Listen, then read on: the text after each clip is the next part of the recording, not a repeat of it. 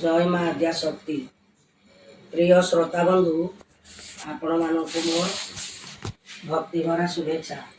आज आम आरंभ करने को जाऊे गरुड़ पुराणर द्वितीय अध्याय जम जातना बा पापकर्मर फल और पिंडदान। सृष्टिर प्रसंग बाण शुणी मुनि माने पुनरपि पूछा कले विनय वचने आए सुत महामुनि तुए सर्वज्ञाता भूत भविष्यत बाणी कतने संकटा तुम्बे जे कइल पाप कर्म दंड पाई जमराजा नरक मान सर्जी गले भी पाप कर्म फल मान बुझाई कहिब जम जातना की परी बुझाइण देव पिंडदान कले किबा फल हुए पुण ए समस्त कहिब जे संक्षेप करिण तुम्भर मुखरु शुणी आम्भे निस्तरिबु कड़ी कड़ुष पंकरु उदरिण जीवु एते कही मुनि माने मौने रहिले श्री गुरु चरण ध्यायी सुत जे कहिले श्री सुत उवाच शुण आए मुनि माने पचारिल जा टिके टिके तुम्भंकु मु कहुअछि ताहा जमपुर गोटिए अटे अत्यंत दुर्गम अत्यंत भीषण अटे सीना से स्थान ता मध्यरु सार सार कथा मान बाची तुम्भ मानक चामुरे मुहि कहुअछि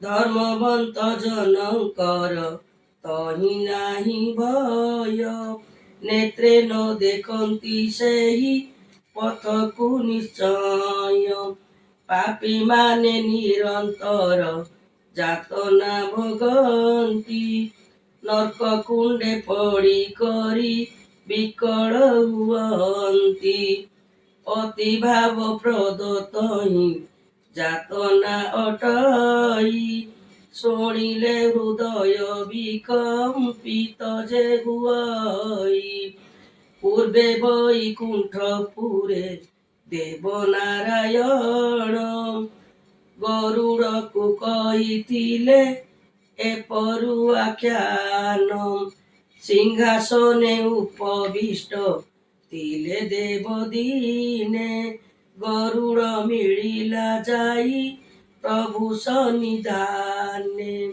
साष्टांगे प्रणाम करी जोड़िबे निकर जम जातना प्रसंगे पूछे पक्षीवर अत्यंत विनय होई कहई वचन तुम्भ श्रीमुख शुणिले निस्तरी विपुण तुम्भे तो जगतपति पतित पावन कीटु ब्रह्म परिजन्ते पूरिछन्ति पूर्ण तुम्भ पाद पद्मे भक्ति कले जेउ माने वैकुंठ भोग भुंजी ले जे से माने से मानक कथा कहु अछि शुण मुई पापी मानकर कथा कुह भावग्राही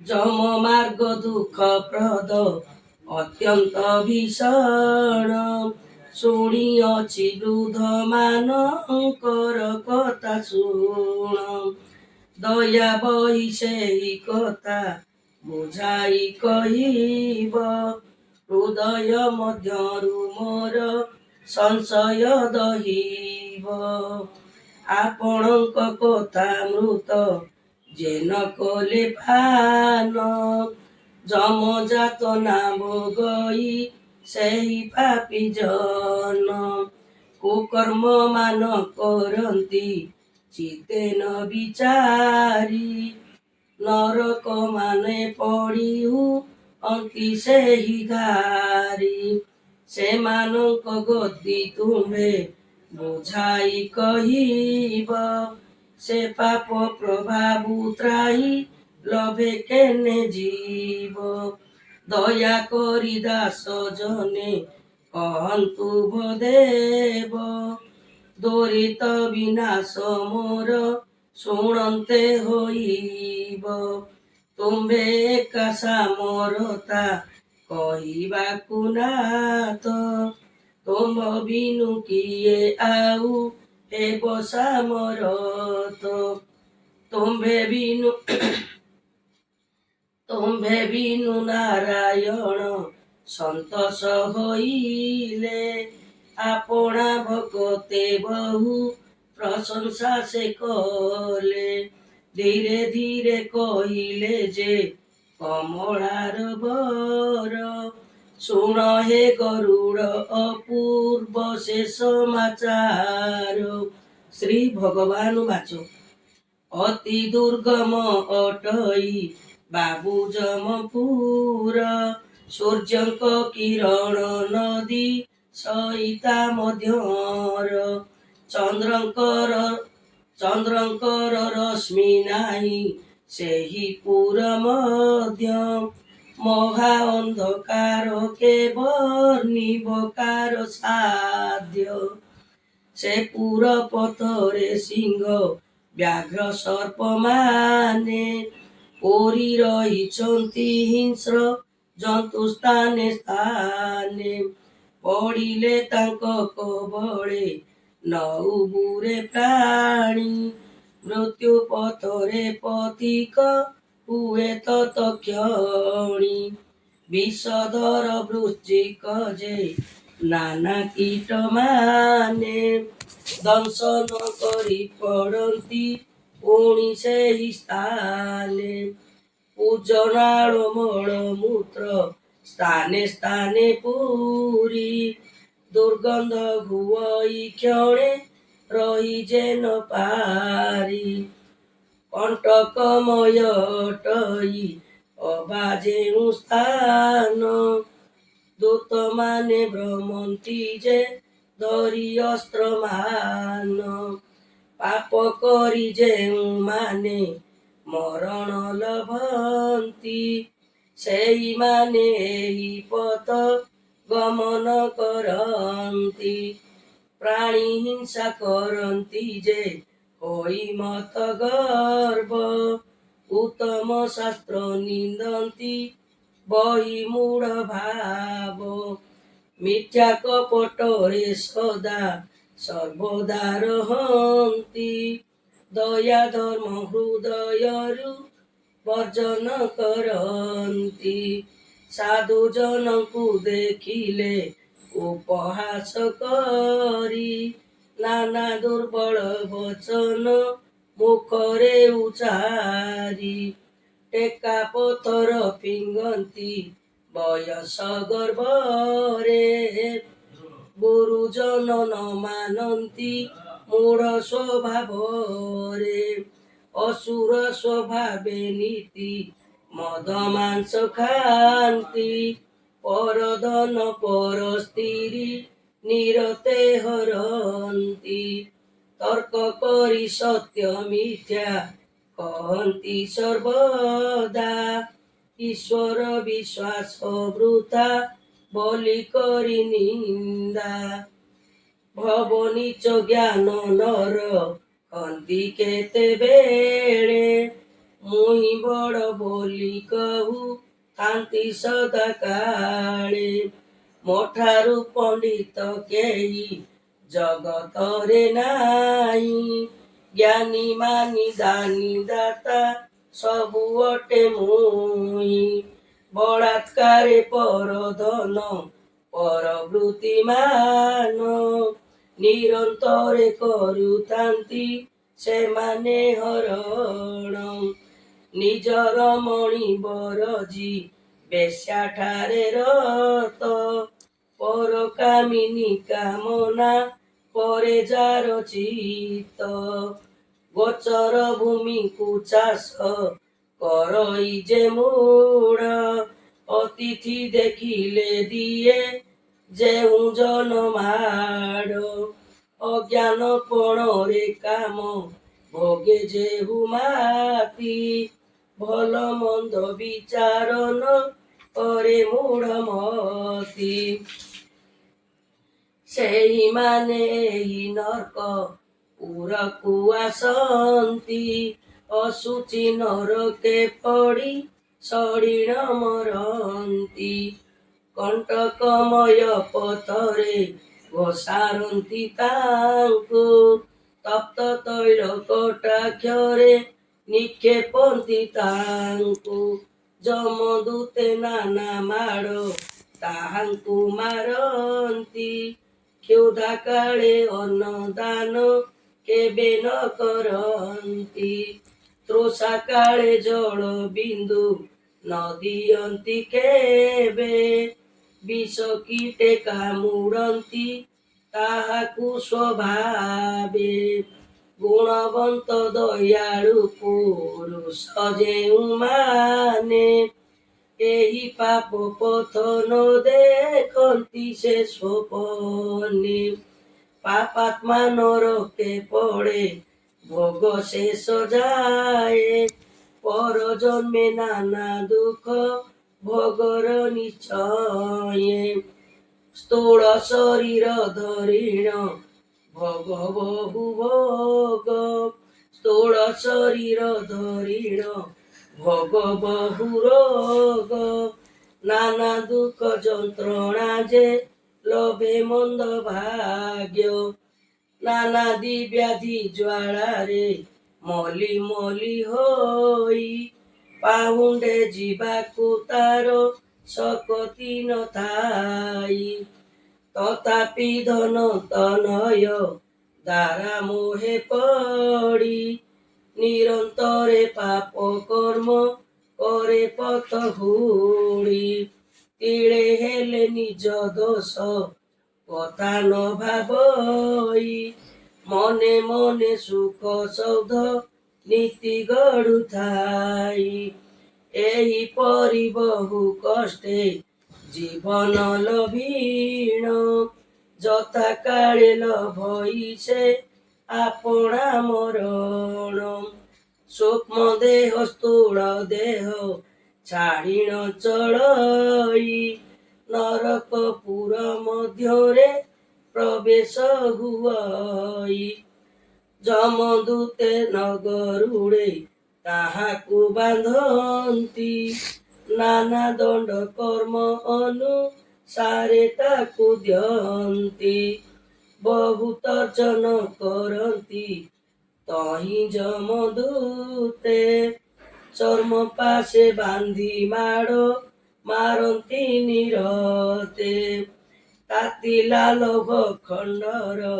ଉପରେ ଶୁଆନ୍ତି ତୀକ୍ଷ୍ଣ ଧାର କରତରେ ତାହାକୁ କାଟନ୍ତି ମଲି ମଲି ବୋଲି ପାପି ଚିତ୍କାର ଛାଡ଼ଇ ଦୟା ନ କରି ପିଟନ୍ତି ତୁହାଇ ତୁହାଇ ତାହାର ବିକଳ କଥା କହିଲେ ନ ସରେ ନିର୍ଦ୍ଦୟ ଯମଦୂତଙ୍କ ଦୟା ନୁହେଁ ବାରେ ପୂର୍ବାର୍ଜିତ କର୍ମ ଅନୁସାରେ ଦୁଃଖ ମାନ ନିରନ୍ତର ଭୋଗିବାକୁ ପଡ଼େ ସେହି ସ୍ଥାନ ଦୟା ମାୟା ଟିକେ ହେଲେ ସେ ପୁରରେ ନାହିଁ ଯାହା ଦେଇଥିବ ପ୍ରାପ୍ତ ହୁଏ ସିନା ତହିଁ ବିକଳ ହୋଇ ପାପିଏ ଦୂତଙ୍କୁ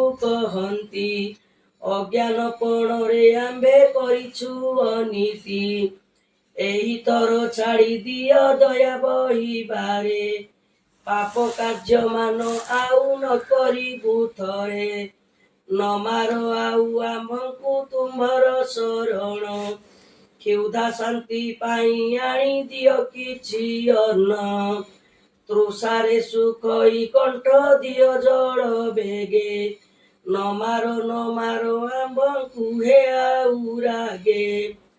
ମତ ଗର୍ବେ ନ କରିବୁ ପାପ କର୍ମ ମାନ, ଦୟା ବହି ଆମ୍ଭ ଦୋଷ କହିବାର କ୍ଷମ। ବହୁତ ବିନୟ ହୋଇ ଦୂତକୁ କହନ୍ତି, ତାହାଙ୍କର କଥା ତିଳେ ଦୂତେ ନ ଶୁଣନ୍ତି। କାଳ ଦଣ୍ଡ ଧରି ନେଇ ଯମ ନିକଟକୁ, ଛାମୁରେ ଉଭା କରନ୍ତି ସେ ପାପୀ ମାନଙ୍କୁ।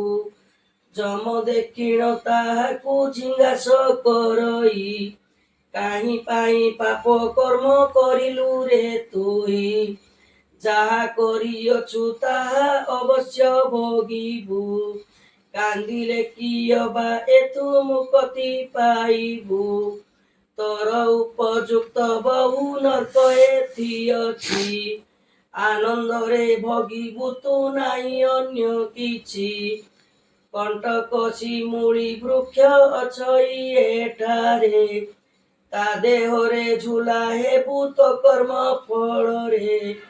ପ୍ରଚଣ୍ଡ ଅଗ୍ନି ଜଳଇ କୁଣ୍ଡେ ନିରନ୍ତର, ସେ ଅଗ୍ନିରେ ପକାଇବେ ମୋହର କିଙ୍କର।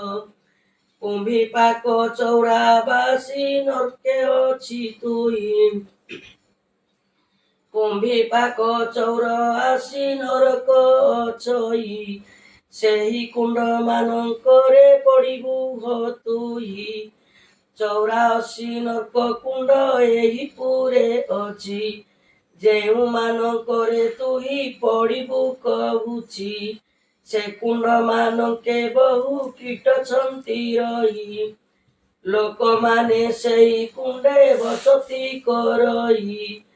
ତୋହର ରକ୍ତ ମାଂସ ସେମାନେ ଖାଇବେ, ସେମାନଙ୍କ କ୍ଷୁଧା ତୃଷା ଆଦି ବିନାଶିବେ। ବହୁତ ଗର୍ଜନ କରି ଏପରି କହନ୍ତେ, ପାପୀ ବିକଳେ କାନ୍ଦଇ ଏକଥା ଶୁଣନ୍ତେ। ସ୍ମରଣ କରଇ ତାର କର୍ମ ସକଳ, ନିଜେ ନିଜେ ନିନ୍ଦା କରେ ହଇଣ ବିକଳ। ଶୁକର ସଦୃଶ ମଳ କରଇ ଆହାର, ପିତା ମାତାଙ୍କୁ ସ୍ମରଣ କରେ ନିରନ୍ତର। ସ୍ଥୂଳ ଦେହେ ଯେଉଁ କର୍ମ ମାନ କରିଥାଇ, ତାହାର ସଦୃଶ ଫଳ ଜଇଁତେ ଲଭଇ। କାମିନୀର କାମ ମୋହ ପୁତ୍ର କନ୍ୟା ସ୍ନେହ, ନିରନ୍ତର ଚିନ୍ତା କରି ହୁଏ କ୍ଷଣେ ମୋହ। ଦୂତଙ୍କୁ ଭୟ କରିଣ କିଛି ନ କହଇ, ଉଚ୍ଚେ କେବଳ ରୋଦନ ସେହି କରୁଥାଇ। କଦଳୀ ପତ୍ର ଯେପରି ବାୟୁରେ କମ୍ପିତ, ସେହିପରି କମ୍ପମାନ ହୁଏ ତାର ଗାତ୍ର। ଆହାର ନ ମିଳେ କିଛି ସେହିପୁରେ ତାକୁ, ଜଳ ନ ମିଳଇ ତାକୁ ତୃଷା ମେଣ୍ଟିବାକୁ। କ୍ଷୁଧା କୂଳରେ ସେବେ ମାଗଇ ଆହାର, ଯମଦୂତ ମାନେ ତାକୁ କରନ୍ତି ପ୍ରହାର। ଅଙ୍ଗ ପ୍ରତ୍ୟଙ୍ଗରୁ ଧୀରେ ପ୍ଲାବନ ହୁଅଇ, ଆକୁଳ ହୋଇ କ୍ରନ୍ଦନ ପାପୀ କରୁଥାଇ। ତତଲା ବାଲି ପୁରାନ୍ତି ତାହାର ମୁଖରେ, ତତଲା ବାଲିରେ ଉଭା କରାନ୍ତି ସତ୍ୱରେ। ନ ସହି ପାରିଣ ଯେବେ ପଡ଼ିଯାଏ ତଳେ, ବେତ ପ୍ରହାର କରନ୍ତି ଦୂତେ ତାକୁ ବଳେ। ମଲି ମଲି ବୋଲି କରେ ଉଚ୍ଚରେ ଚିତ୍କାର, ଭୟରେ ଉଠିଣ ପୁଣି ଗମଇ ସତ୍ୱର। କିଏ ବା କରିବ ରକ୍ଷା ସମନ ଦଣ୍ଡରୁ, କିଏ ଉଦ୍ଧାର କରିବ ସେହି ବିପଦରୁ। ପାପୀଙ୍କୁ ଦଣ୍ଡିବା ପାଇଁ ସେହି ଜନ୍ତୁପତି, ଈଶ୍ୱର ପୁରୁଷଙ୍କ ଆଜ୍ଞା ପାଇଛନ୍ତି। ସିଂହାସନେ ବସି ପାପ ପୁଣ୍ୟ ବିଚାରନ୍ତି, କର୍ମ ଅନୁସାରେ ଦଣ୍ଡ ବିଧାନ କରନ୍ତି। ତିଳେ ପକ୍ଷପାତ ସେହି ନ କରନ୍ତି କରେ। କର୍ମ ଅନୁସାରେ ଦଣ୍ଡ ଦିଅନ୍ତି ସତ୍ୱରେ। ପାପୀଙ୍କି ଦେଖିଲେ କ୍ରୋଧ ବଢ଼େ ତାହାଙ୍କର। ବନ୍ଧନ କରିଣ ଦଣ୍ଡ ଦିଅନ୍ତି ଅପାର।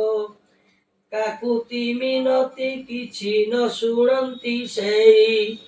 ଉଚିତ ଯାହାର ଯାହା ସେ ତାହା ଲଭଇ।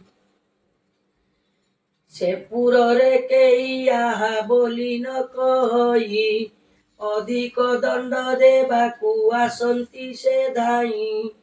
ଦୂତଙ୍କର ରୂପ ଅତିଶୟ ଭୟଙ୍କର। ବିକଟାଳ ମୂର୍ତ୍ତି ଦନ୍ତ ଲଙ୍ଗଳ ପ୍ରକାର। ଉଚ୍ଚ ଉଚ୍ଚ ଶୃଙ୍ଗମାନ ଲମ୍ବ କର୍ଣ୍ଣ ଦୁଇ। କଳା ବର୍ଣ୍ଣ ଲମ୍ବ ପେଟ କାହାର ଅଟଇ। ହସ୍ତ ପଦରେ କ୍ଷୋଭିତ ଲମ୍ବ ଖମ୍ବ ମାନ। ସେହି ମାନେ ପ୍ରହାରନ୍ତି ଧରି ଶସ୍ତ୍ର ମାନ। ନିର୍ଦ୍ଦୟ ନିଷ୍ଠୁର ନିଜ ଅଟଇ ତାଙ୍କର। ଦୟା ମାୟା ତିଳେ ନାହିଁ କାହାର ଉପର। ରକ୍ତ ବର୍ଣ୍ଣ ଚକ୍ଷୁ କରି ତରାଟି ଚାହାନ୍ତି। ବିକଟ ହସ ହସିଣ ପାଦ ପ୍ରହାରନ୍ତି। ନଖ ପାଦେ ବକ୍ଷ ତାଙ୍କ କରନ୍ତି ବିଦୀନ। ବିଧାଘାତେ ଅସ୍ଥି ମାଂସ କରନ୍ତି ଯେ ଚୂନ। ଏହିପରି ବହୁ ଦୂତେ ଯମର ଅଟନ୍ତି। ଆଜ୍ଞାକୁ ଅପେକ୍ଷା କରି ରହିଣ ଥାନ୍ତି। ଯମର ବାହନ ଅଟେ ମହିଷୀ ଗୋଟିଏ।